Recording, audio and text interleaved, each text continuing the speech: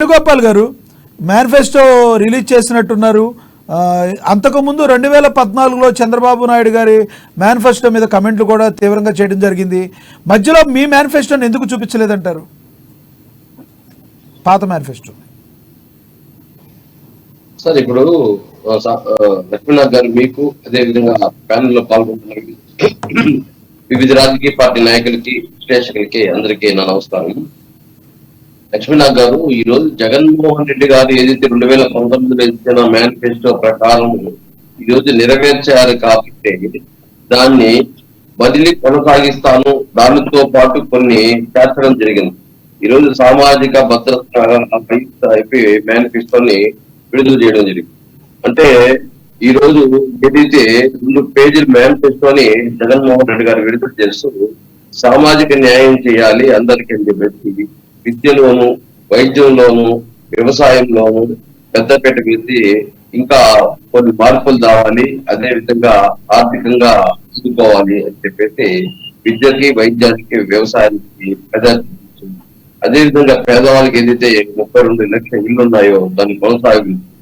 అదేవిధంగా వైసీపీ ఏదైతే చేయుత కానీ కాపులేస్తాన్ని కొనసాగింపు, ఈబీసీ నేషనల్ కొనసాగింపు, అమ్మఒడి 15,000 నుంచి 17,000 పెంపు, అదేవిధంగా పెన్షన్ 3,000 నుంచి 3,500 పెంపు పెడుతుండగా, అదేవిధంగా ఏదైతే ప్రతి 0 వడ్డీ రైతులకి అదేవిధంగా రైతు భరోసా ఇవ్వడము, వైఎస్ఆర్ బీమా 7 లక్షలకి పెంపు, ఇవన్నీ కొనసాగిస్తూ ముఖ్యంగా 9 వాటిపైన ముఖ్యమంత్రి గారు ఇవి హామీలు ఇవ్వడం జరిగింది.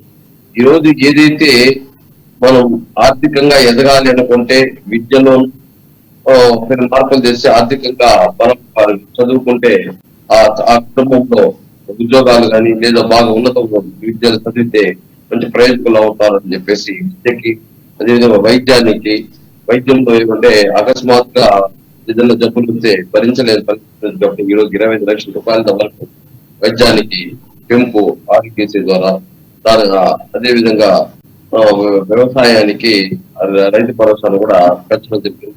సంక్రాంతికి 4,000, అదేవిధంగా పంట వేసినప్పుడు 4,000, అదేవిధంగా మధ్య రైదానికి 4,000 అట్లా చొప్పున ఈరోజు జగన్మోహన్ రెడ్డి గారు అనౌన్స్ చేసిన రాష్ట్ర ప్రభుత్వం అంటే కేంద్ర ప్రభుత్వం ఇచ్చేది కాకుండా ఈ విధంగా జగన్మోహన్ రెడ్డి గారు గతంలో చేశాం కాబట్టి ఈరోజు మేము ధైర్యంగా రాష్ట్రంలో 22 రోజులు ఏదైతే మేమే కూడా సిద్ధమనే కార్యక్రమం ద్వారా జగన్మోహన్ రెడ్డి గారు రాష్ట్ర ప్రజల సమస్యలు తెలుసుకొని గతంలో ఇచ్చిన ఏదైతే మేనిఫెస్టో ప్రకారం ఇచ్చిన నెరవేర్చుకుని ఏమేమి కార్యక్రమాలు చేస్తున్న సంక్షేమం ప్రజలకు చెప్పి దాంట్లో ఏదైనా లోటుపాటు ఉంటే ఫీడ్బ్యాక్ తీసుకొని అదే విధంగా ఈ రోజు కొత్తవి కూడా చేర్చి పెంచడం జరుగుతాం.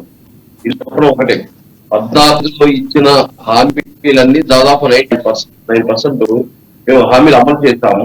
4,50,000 కోట్లు డిపిటి, నాన్ డిపిటి ద్వారా ఇవ్వడం జరిగింది.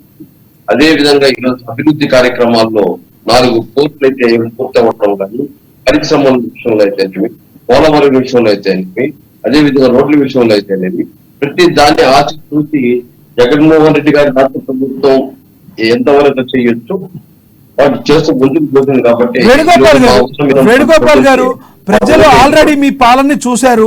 మీ పాలన ఇప్పుడు ఏదైతే మీరు మంచి చేశామన్నా ఇవన్నీ కూడా ప్రజలు చూశారు. అదేవిధంగా ప్రతిపక్షం చెప్తున్నట్టు అంతకుముందు వాళ్ళ పాలన చూశారు. ఇప్పటికే ఓటర్లు ఒక దానికి వచ్చేస్తుంటారు కదా, ఎవరికి ఓటు వేయాలి అని ఒక సంసిద్ధత అయిపోయి ఉంటారు కదా.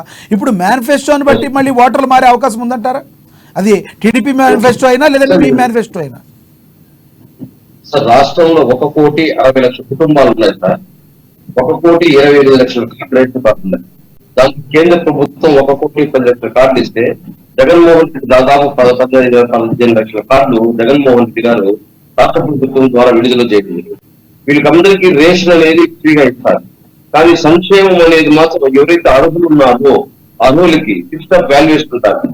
అంటే సొంత ఇల్లు 1,050 స్క్వేర్ ఫీట్స్ పైన ఉంటే ఇవ్వరు, ఫోన్ కార్ ఉంటే ఇవ్వరు, అదేవిధంగా ప్రభుత్వ ఉద్యోగం అయితే ఇవ్వరు, ఇన్కమ్ ట్యాక్స్ అసెన్స్ ఇవ్వరు. ఇలా ఫిక్స్డ్ వాల్యూస్ పెట్టుకుని ఈ రోజు అర్హులను 87% మందికి ఎవరైతే అర్హులు ఉన్నారో వాళ్ళలో 87% మంది ఈ రోజు సంక్షేమం అందింది. ఏదో ఒక రూపంలో ఇల్లు, అమ్మఒడు, జగన్ విద్యా దీవెన, వసతి దీవెనలో, లేకపోతే రైతు భరోసాలో, లేకపోతే సున్నా వడ్డీలో, ఇట్లా ఏదో ఒక స్కీమ్ ద్వారా వాళ్ళకి దాదాపు 10 లక్షల పైనే వాళ్ళు లబ్ధి చెందుతున్నారు. ఈరోజు మేము ఏం చెప్తున్నామంటే ఇది కంటిన్యూ కావాలంటే జగన్మోహన్ రెడ్డి గారు రావాలి. ఎందుకంటే ఈ దుష్ట చతుష్టం ఒక పన్నాగం పండుతోంది. గతంలో అదే సంక్షేమాన్ని ఇస్తే జగన్మోహన్ రెడ్డి గారు సంక్షేమం ఇచ్చి వినిదిలా, జింబాంబే, అదేవిధంగా శ్రీలంక చేస్తున్నాడన్న వ్యక్తులు ఈ రోజు ఓట్ల కోసం దాన్ని జగన్మోహన్ రెడ్డి ఇస్తా ఉండేవన్నీ మేము కంటిన్యూ చేస్తాము, దాంతో పాటు అడిషనల్ గా ఇస్తాము అంటారు. అంటే 75,000 కోట్లు సంవత్సరాలు ఖర్చు అవుతా ఉంటాయి ఈరోజు సంక్షేమానికి. ఇంకా వాళ్ళు చెప్పిన స్కీమ్లు అయితే 1,50,000 కోట్లు అవుతాయి. 75,000 కోట్లకే ఈ రోజు కలిసి ఓకే. ఈ విధంగా ఏదైతే గత ప్రభుత్వం 4 లక్షల కోట్లు అప్పు చేస్తే ఓకే. ఈ రోజు ఈ ప్రభుత్వం 6,50,000 కోట్లు అప్పు చేయాల్సి వచ్చింది.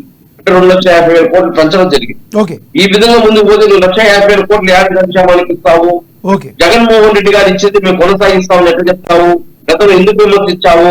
వాలంటీర్ వ్యవస్థ రద్దు చేస్తానన్నావు, ఇప్పుడు వాలంటీర్ వ్యవస్థ కొనసాగిస్తాను 10,000 ఇస్తానంటావు. సచివాలయ వ్యవస్థ రద్దు చేస్తాం మేము వస్తా అంటావు, ఇప్పుడు దాన్ని కొనసాగిస్తామంటారు.